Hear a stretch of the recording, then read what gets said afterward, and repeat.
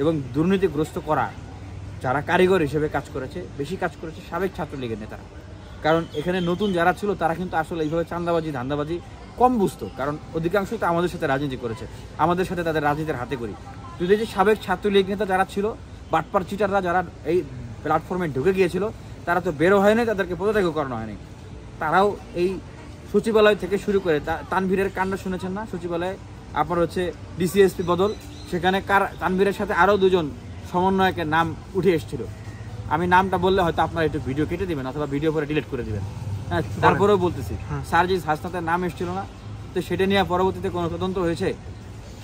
এবং এই যে মুখলেসুর রহমান, হ্যাঁ, তাকে সহ যে এসপিডিসিদের বদলির যে একটা অভিযোগ আসলো, পরে যে তদন্ত কমিটি গঠন করা হলো, সেটা তো নাহিদ ইসলামও ছিল, আদিলুর রহমান ভাই সম্ভবত ছিলেন, আরও কয়েকজন ছিলেন।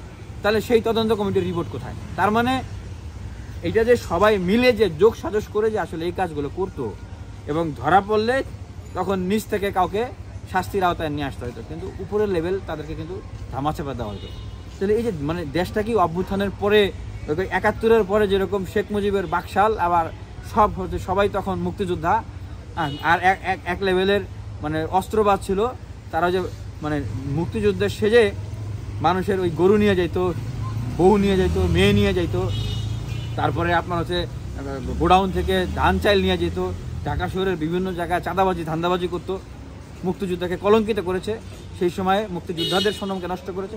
ঠিক এই ২৪-এর গণ অভ্যুত্থানের পরেও নতুন বিপ্লবী জুলাই যোদ্ধা তৈরি হয়েছে, যারা আগে কত ছাত্রলীগ চাঁদাবাজি ধান্দাবাজি চিটারবার ছিল, এখন এই অভ্যুত্থানের সমন্বয়ক নায়ক সেজে বিভিন্ন জায়গায় জায়গায় ঢুকে তারা এই যে নতুন করে তারা এই চাঁদাবাজি ধান্দাবাজি মানুষের ধন সম্পদ এগুলো লুটপাট শুরু করেছে।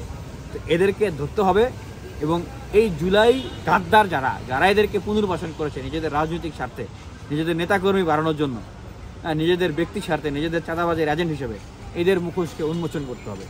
এবং এইটা যদি না করা হয় আমরা নিজ দায়িত্বে সেটা করব। কারণ এই জুলাই কারো বাপের একার জুলাই না, এই বৈষম্য বিরোধীর ব্যানার কারো বাপের কাছে ইজারা দেওয়া হয় নাই, হ্যাঁ, কোনো সমন্বয়ক আর নায়কদের কাছে এটাকে ইজারা দেওয়া হয়নি।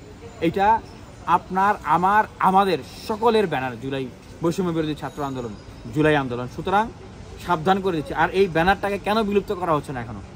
কেন করা হচ্ছে না? এই চাঁদাবাজি করার জন্য, এই ধান্দাবাজি চিটারি বাটপারি করার জন্য।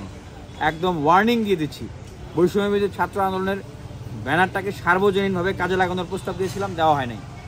সেটাকে আমি বলেছিলাম যে সব ছাত্র সংগঠনের শীর্ষ নেতারা এবং সমন্বয়কের শীর্ষ নেতাদেরকে নিয়ে এবং আন্দোলনে আরও স্টেক তাদেরকে নিয়ে এটাকে কাজ করা, তারা করে নাই।